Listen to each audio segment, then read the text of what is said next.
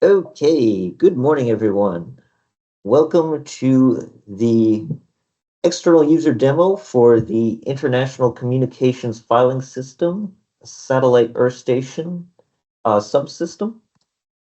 My name is Jacob. I am with the development team for the project.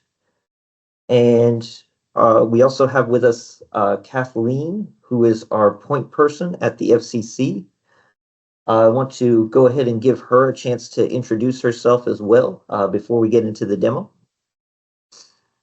Good morning, everyone. Thanks for coming to see our new system demonstrated to you. I'm currently in charge of ICFS. When I retire on August 31st, Adrian McNeil, who's also online here, will be taking over starting in September. And we're looking forward to having you go through this. If you have questions as we go along, feel free to put them in chat. And when we get to question and answer periods, we will do our best to answer them today.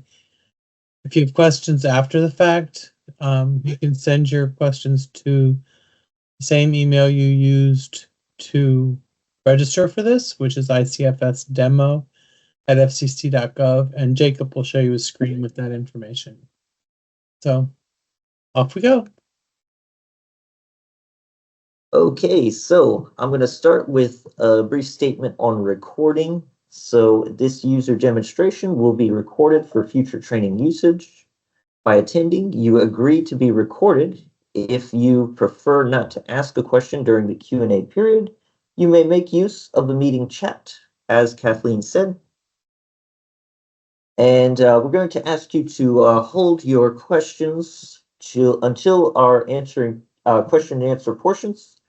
And we will have several of those throughout the demo. And you are free to utilize the meeting chat, as we said before, to ask any question at any time. And you may email your questions also to this email address, icfsdemo@fcc.gov. Right, so let's start with the demo overview. So the International Communications Filing System is the official electronic licensing and filing system for the Federal Communication Commission's Space Bureau and Office of International Affairs.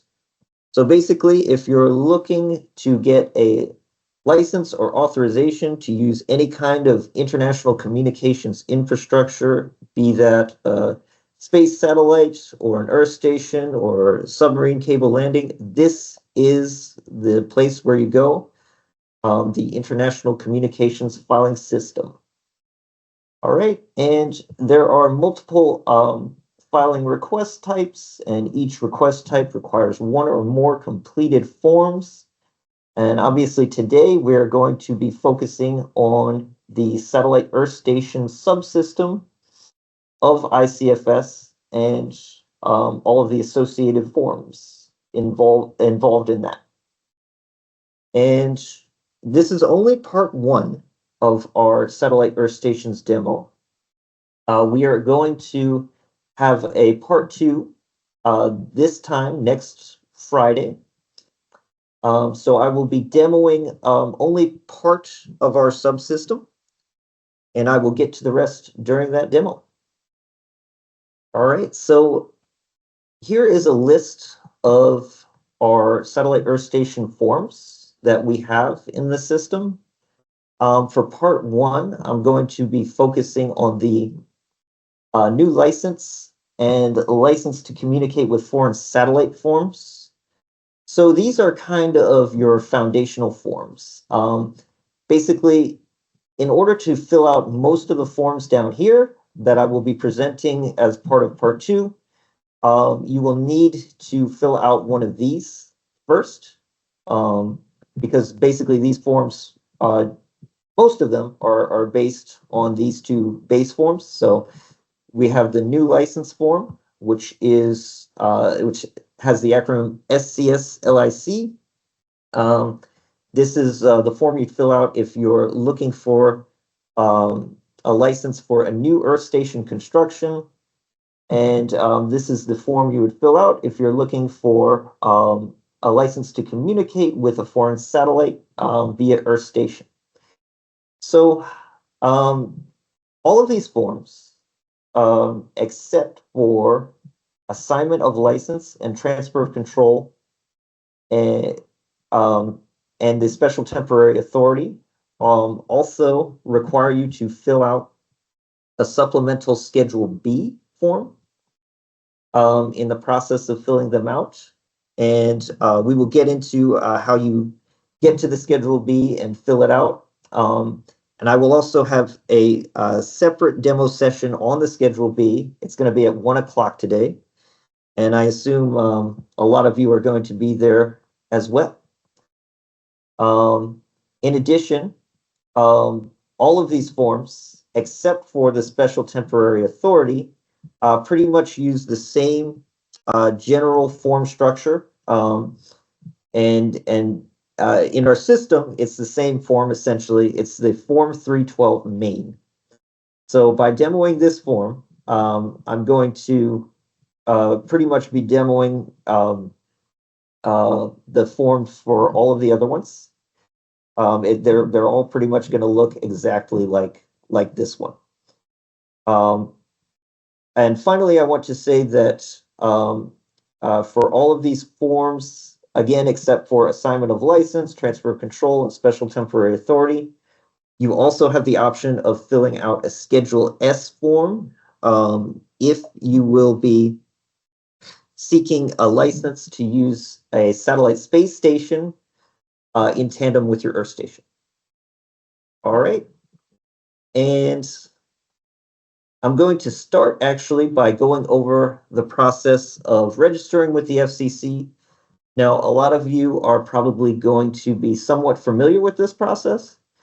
So ICFS users must be registered with the FCC and have an FCC username, password, and FCC registration number to log in and submit FCC filing requests. And you use the following steps to register with the FCC.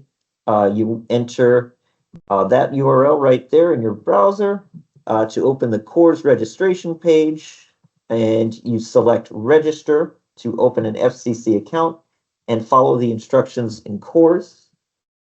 And this is also the place where you can either create a new FRN or associate your account with an existing FRN. There will be instructions on how to do that, and that will become very important, as I will show later on in the demo. And any additional information can be found at the FCC registration frequently asked questions page. All right. And I will go ahead and start our external demo. We're going to go through basically accessing our quick search page and navigating to our ICFS landing page. So basically, I'm going to show you what it would look like logging in as an external user. And we will go through saving as draft and submitting applications and the search bar and advanced search and the helpful links and my inbox. But before we move on, does anyone have any questions about the content that I have presented so far?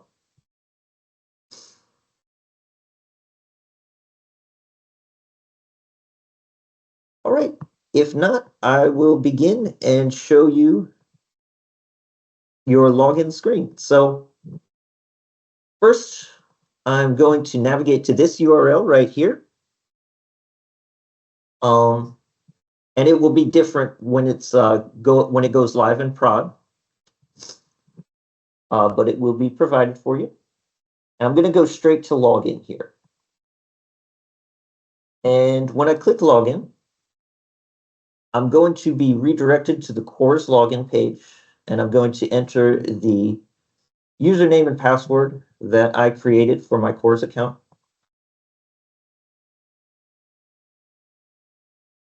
And here I am on my homepage.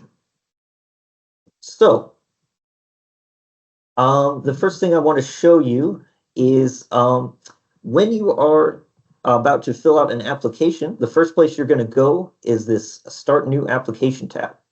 And here you have access to all of the different forms involved in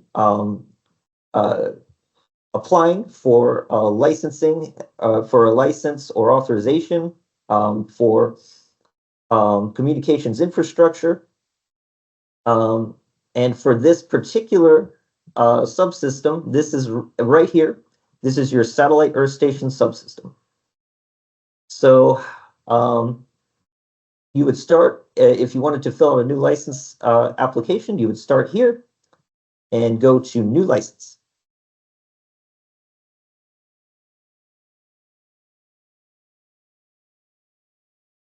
And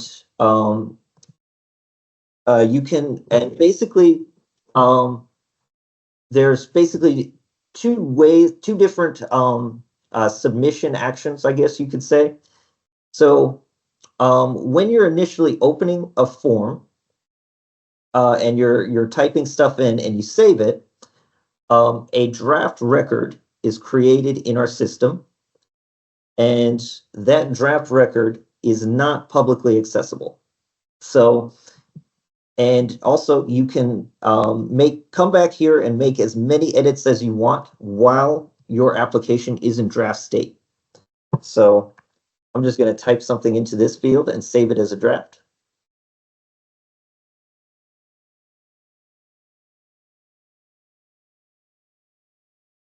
All right.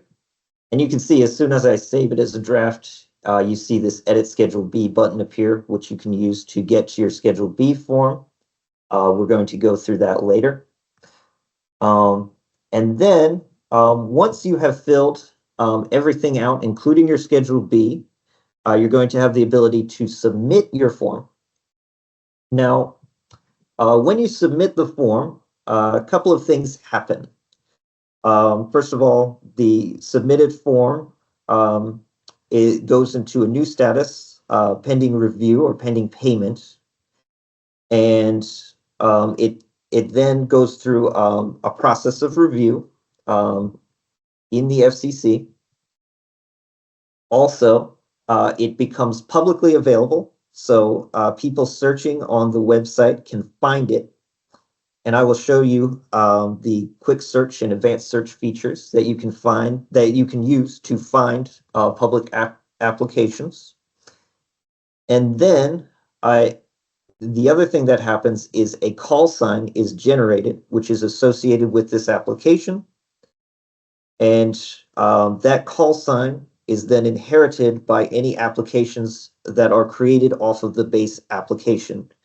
So any amendments, any transfers of control, or assignment of authorization applications, any special temporary authorities that are created based on your initial LIC form will inherit that call sign. And I think if you're a little lost, I think this should become a lot clearer as we proceed with our demos. So I'm going to now go back to the home page and demo our quick search and advanced search functionality. So when you're on this page, you can use this search functionality to look for any recent public filings, be they pleadings and comments, be they recent applications within the system. So here we would have any public notices that were released in the last 7 days. Under here would be displayed any recent filings that were submitted in the last 7 days. And here we have any recent actions that were done by the FCC pertaining to any filings. So for example, any that were granted, that will show up here as well. Jacob, And can I interrupt you for a second? Go ahead. Is there a way to make your screen a little bigger? People are having trouble seeing some things. Oh, It's pretty much expanded all the way out, and I'm using a separate monitor as well. Yeah, like that. Like that? Okay. Okay. Well, not that much, but yeah. Okay. Let me try to moderate. It just Okay, is that okay. Let's go forward and see. But yeah, okay? Okay. thank you. Okay. Sounds good. And then if you click on one of these filings, you'll be taken to a summary page for that filing. All right, and then we also have our advanced search available. So if we open this, we're going to have many more fields to filter on. We can search using the call sign, the file number, but also if we have this service field under the nature of application section that we can use to narrow it down by subsystem. And if we select SES, we're going to be able to search based on the specific location, the latitude and longitude, and also search within a certain number of degrees, a certain radius of that location using the latitude and longitude margin fields.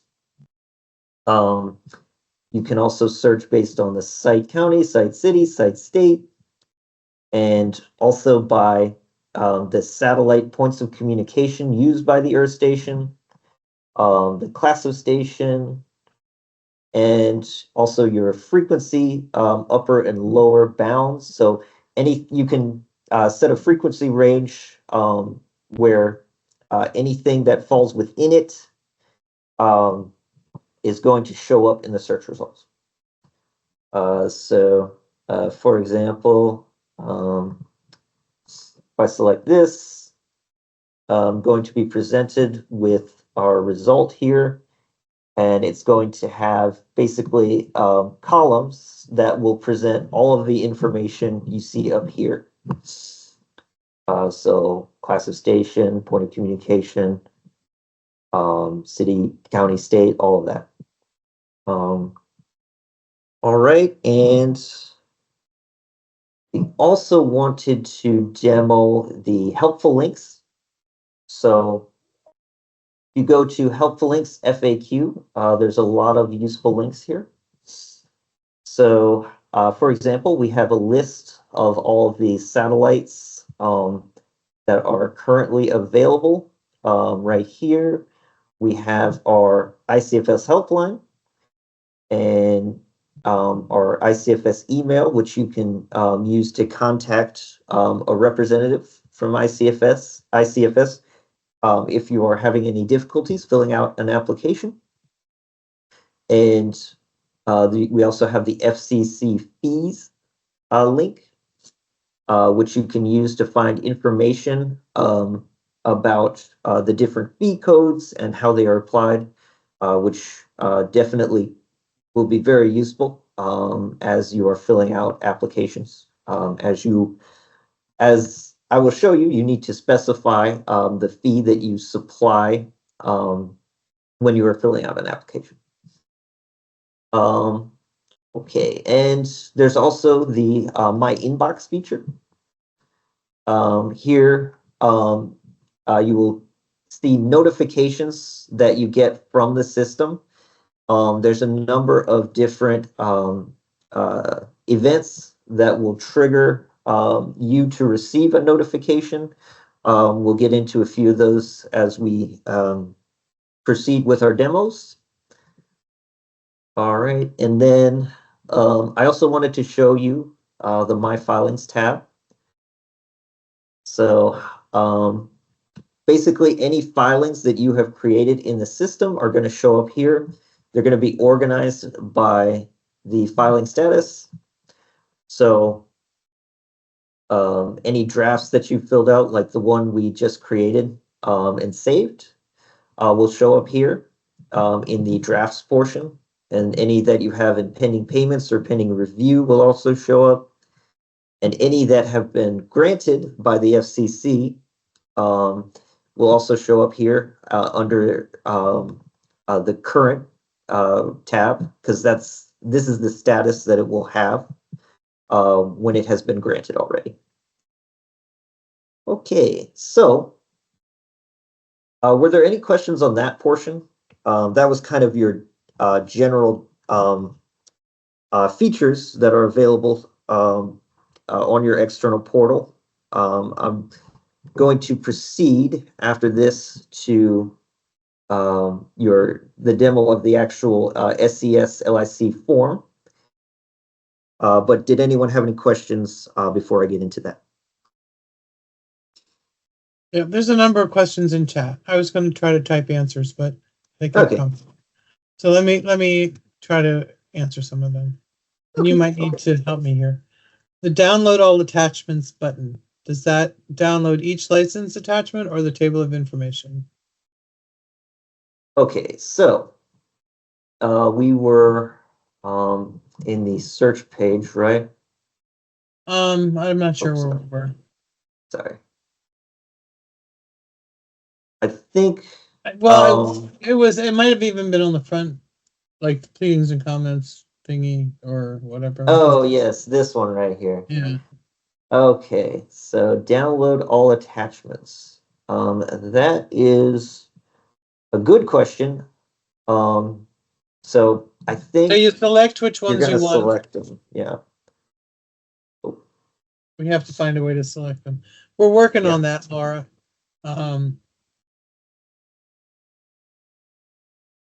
All the way to the first column. Mhm. Looks like there's nothing to click on. So Yeah. Yeah. if you click there, maybe you can select them. No. Okay. At this time, yeah. We're going to be working on that. I thought if you hit download all attachments, it would download them all. Or we did ask that they be selectable. I'm not sure where they are in the production. Not everything is completed, but the object was to be able to download these without having to open them all up individually and downloading from there. And on the download on the search results, when I tried this yesterday, I was able to print the results, but I was not able to download them. So, I think 1 second. So if we go here, and Just search all. okay. Just hit search. So yeah, you should be And see able that one to. you can, but Yeah. another result set that I tried you couldn't. So you can Okay. export as Excel or as CSV, or you can print it in any way you want. A follow-up question somebody asked is if you can figure out which columns you want to select, and the answer to that is no. You'll just have to adjust your CSV or Excel when it comes down. Correct. Right, and wildcards in the, especially up where you put in a search where you put like names and that kind of stuff. Or is the wildcard the asterisk like it is internally? I think it actually is kind of automatically a wildcard search. So, for example, let me clear this out. If we just put SES in here, I think it's, well, actually, it looks like it is wildcard. See, next to the applicant name, it says wildcard. I don't know what that means. Okay. Applicant name. But, Right next to the field that you were in. oh, I see. Applicant name. Oh, I see. Applicant So name. like Okay. if you wanted to have ABC company, but you only wanted to put ABC, Yeah. would it Yeah. that one found everything, so I don't know that unless Lou is in all of them. Right, right. So this is actually okay. Applicant name. Okay. So Right. try putting just Cascade, see what happens. Cascade. Yeah. That should show it all. Yeah. If I put in And then I try Zoomix. sorry. think it's Zoomix. Z-U-M-I-Z. Zoomix. Z-U-M-I-X. That No, one? Z-U-M-I-X. That's another one of our. No, you didn't put the I between the M and the X. Oh, my bad. There you go. There you go. Yeah. So it finds. So you don't have. It's similar to our current one where you can. Our current quick search where you only have to put part of the name in and you could find anything that's got associated with it.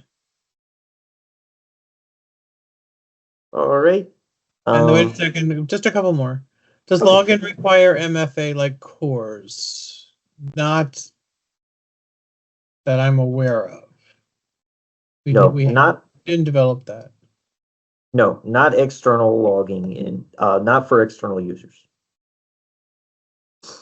And Grace asks, the new system have an administrative update option? No, unfortunately, that was not part of what we built. But we have a whole list of things we still want. We just, running out of time and money as always. I'm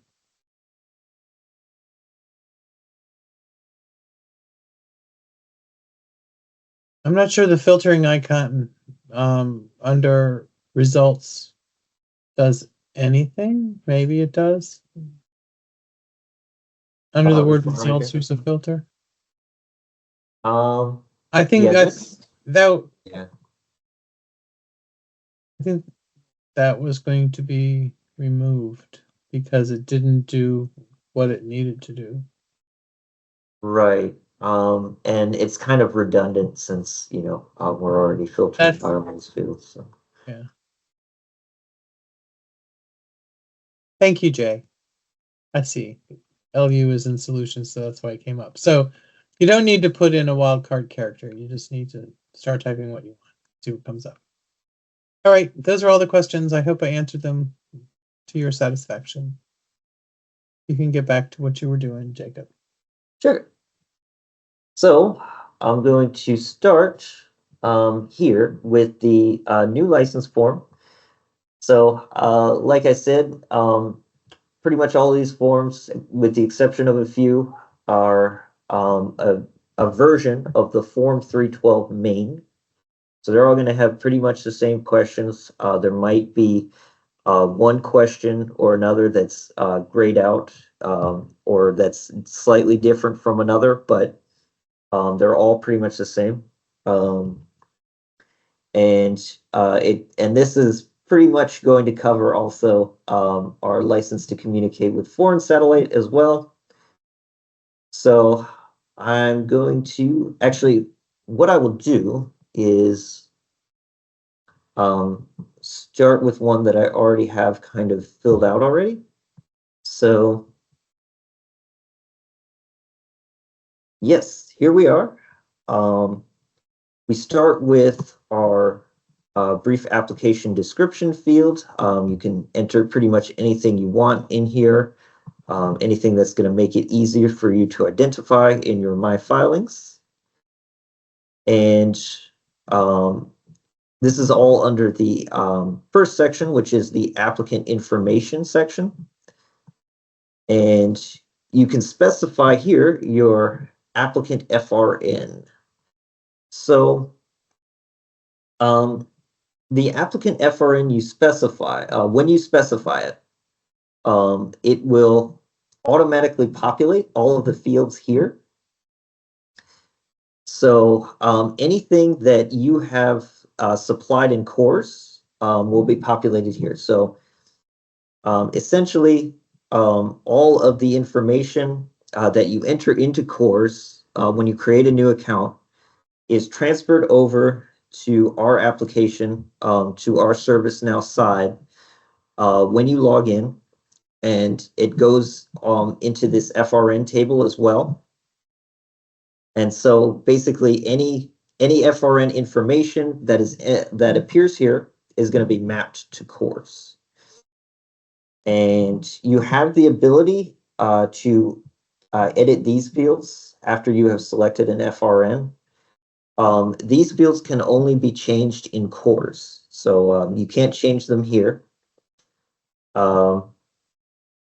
And another thing about this is that when this application is submitted and that call sign is generated, that call sign in our system is automatically going to be associated with the applicant FRN, whatever you select here.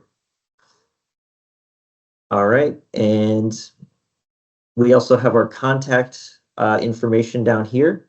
You have the ability to specify a different contact FRN, or it can be the same as the applicant. If it is, you can just click this and it will automatically fill everything. And you also specify the relationship of the contact FRN to the applicant FRN. I understand in a lot of cases, the applicant FRN is going to be a company or an entity, and the contact FRN is going to be some representative or the legal counsel of that entity, or they may be the same. Moving on to our classification of filing section. So this is pretty self-explanatory. Generally, you're going to select B1, application for license of new station, unless this is an application of license for new receive-only station using non-US licensed satellite to provide. We're going to select B1 there. And here we have our fees section.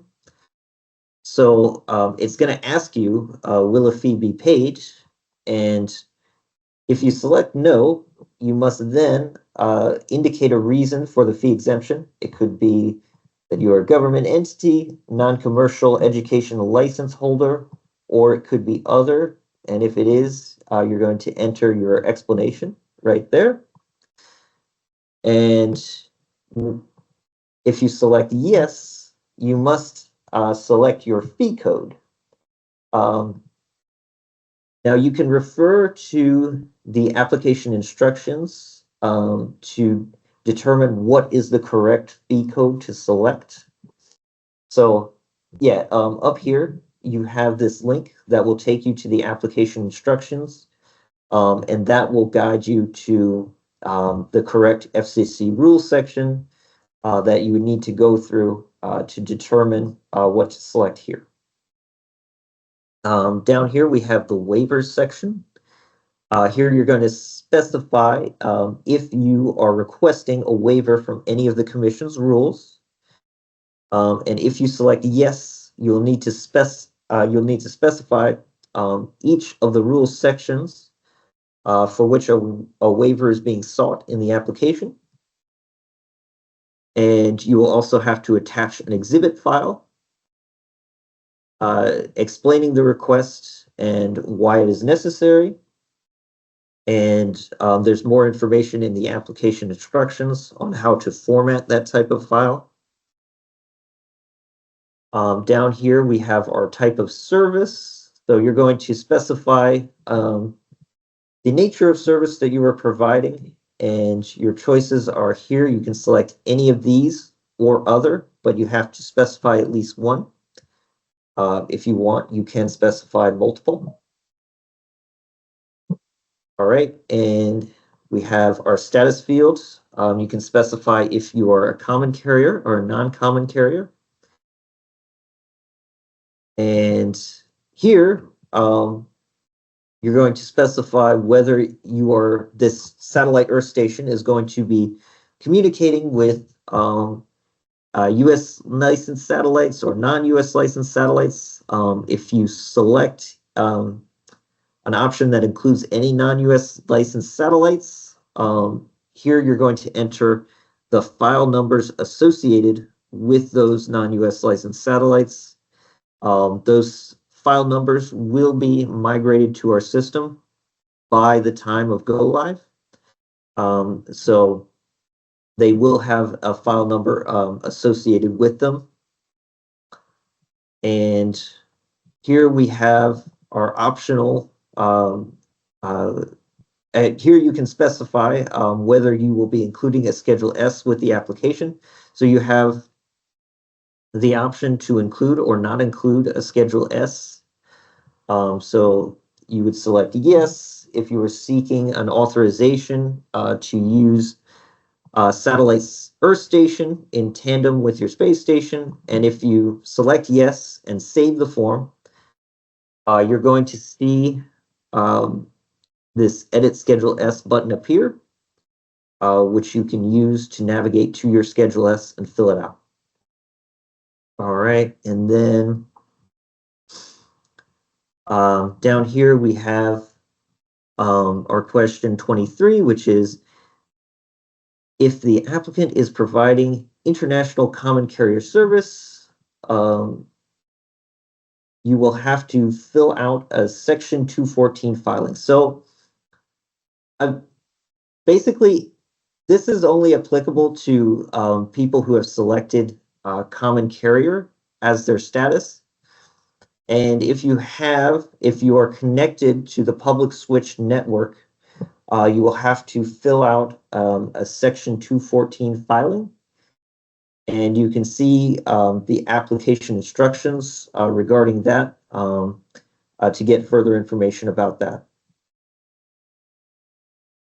For question 24, you can specify the frequency bands you will be working with. You must make at least one selection here. And you can select any of these, or you can select other and specify your own. And question 25A is where you specify the class of station.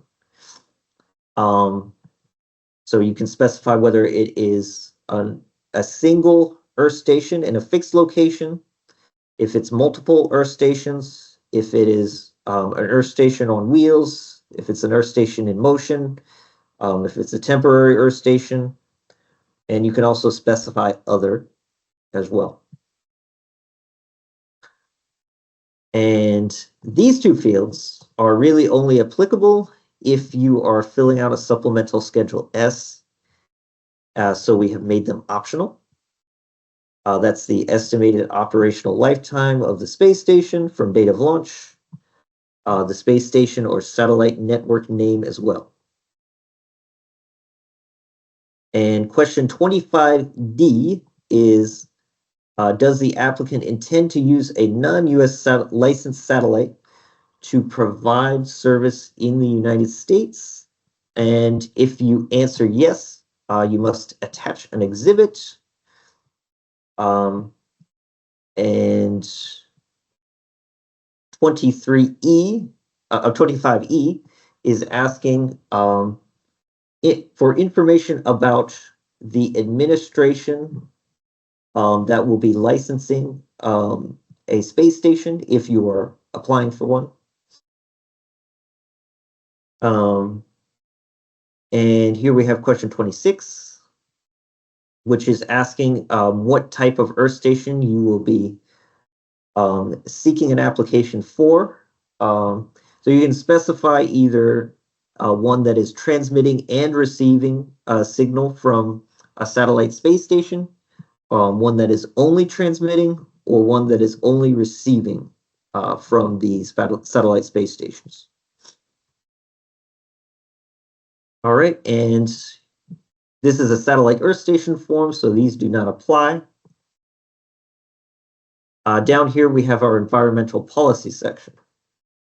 So question 28A is asking, would a commission grant of any proposal in this application or amendment have a significant environmental impact as defined by 47 CFR 1.1307?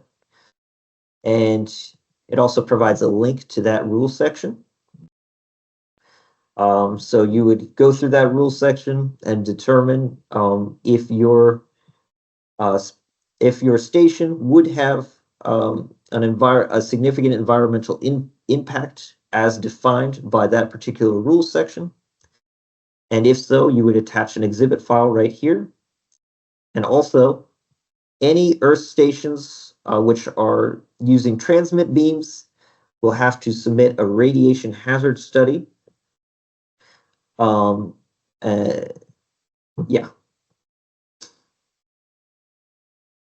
All right, and here we have our alien ownership section.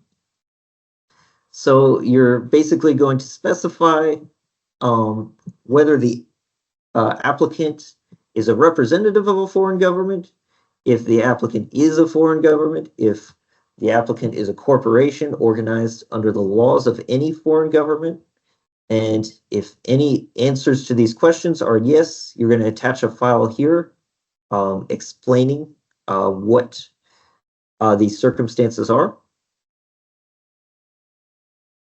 And here we have our basic qualifications section. They're going to be asking questions like, has the applicant or any party to this application been convicted of a felony or had a license revoked? If you answer yes to any of these questions, you're going to attach an exhibit file explaining the situation.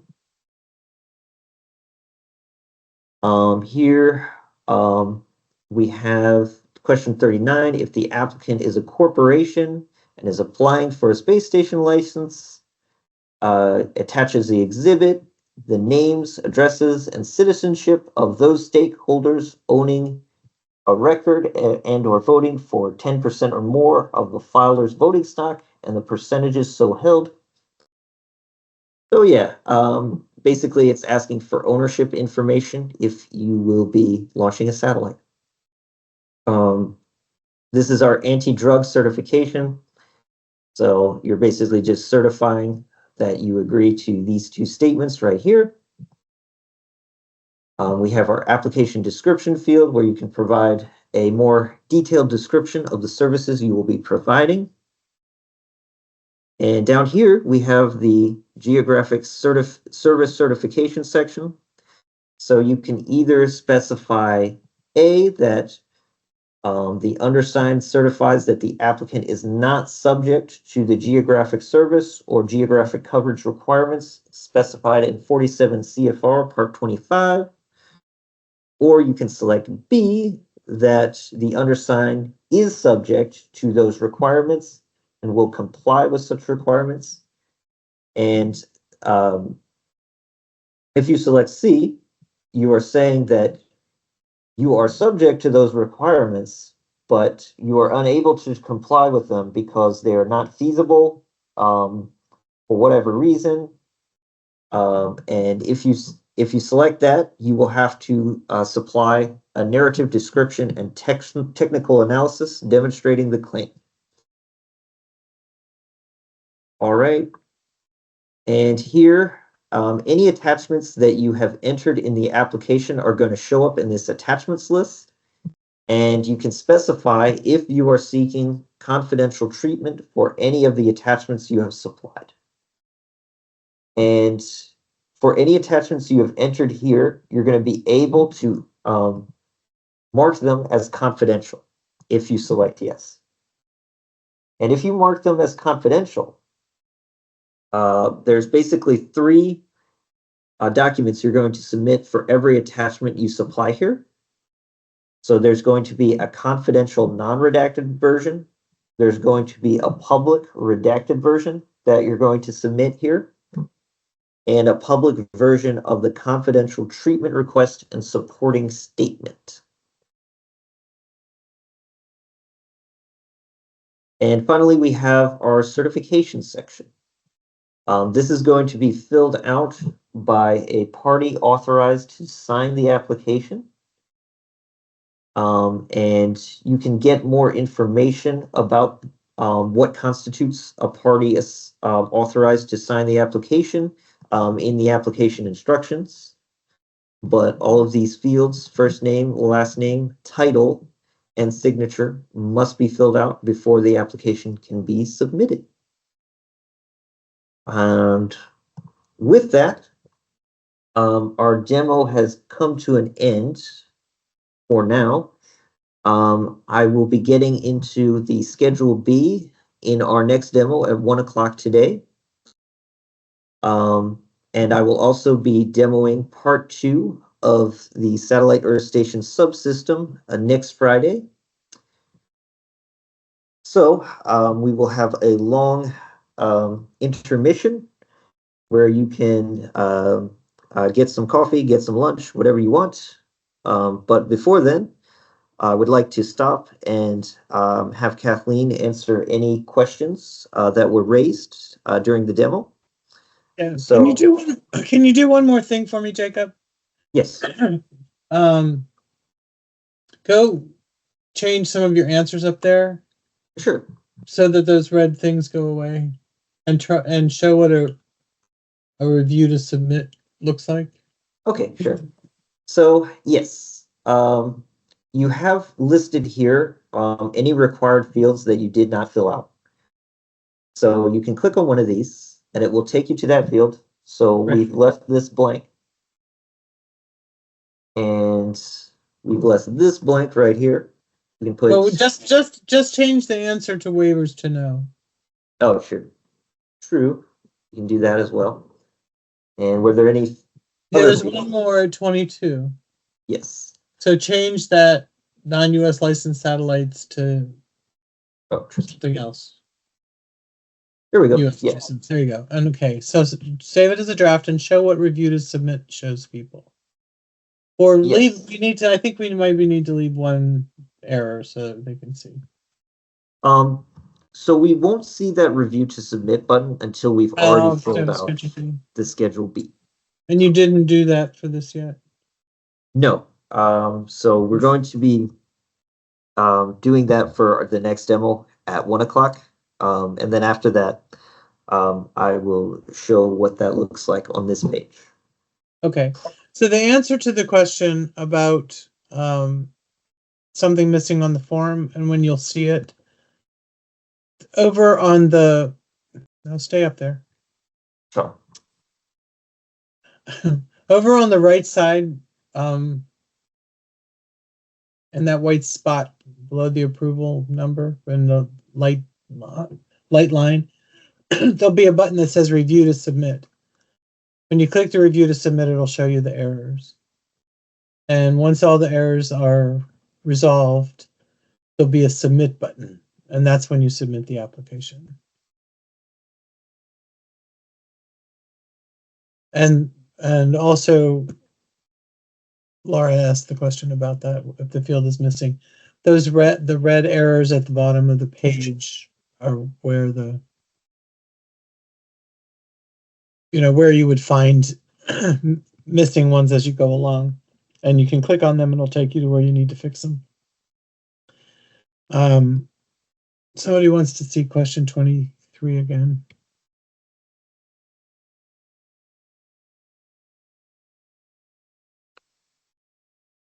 Right here. So yes, it's very possible that somebody already has a 214 license, and this question is on our current form, and it's always been thus. So I'm not sure. And for the majority of people, the answer is NA. This is just, are you?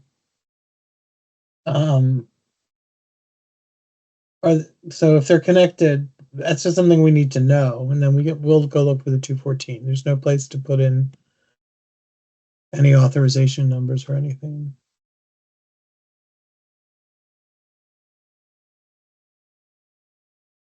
Okay, and there's one more. Outside counsel should need only a CORS account to be able to make filings on behalf of an applicant. The applicant would need to allow the OC's CORS account to be applicant's FRN in order to access the appropriate FRN, right? So the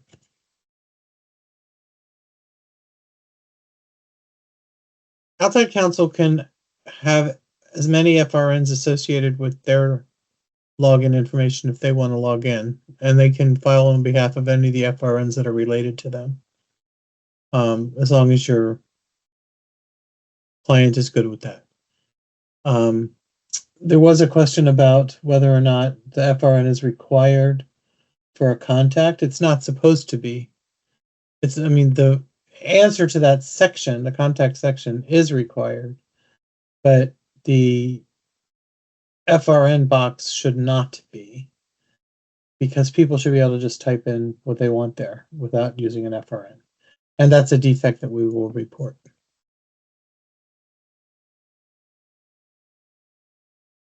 So if there are no other questions, I just want to say one more thing. This recording will be available on the FCC's YouTube channel, as well as linked to several places on the FCC website after it's prepared by the AV staff. So I'm guessing a couple of weeks they'll be available for you to look at again. And someone asked about the PowerPoint presentation being available as well. We will work to see if that's possible, and let you know where it goes. I think there's a transparency page on the Space Bureau area that it might be the place to put it, but we'll work it out and let you know.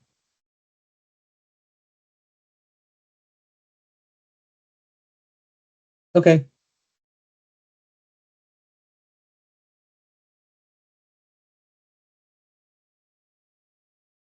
Okay, so I think that was everything for today. I'm sure I'll see a lot of you back at 1 o'clock to go over the Schedule B. Alrighty, have a great day. I think You that's too. it.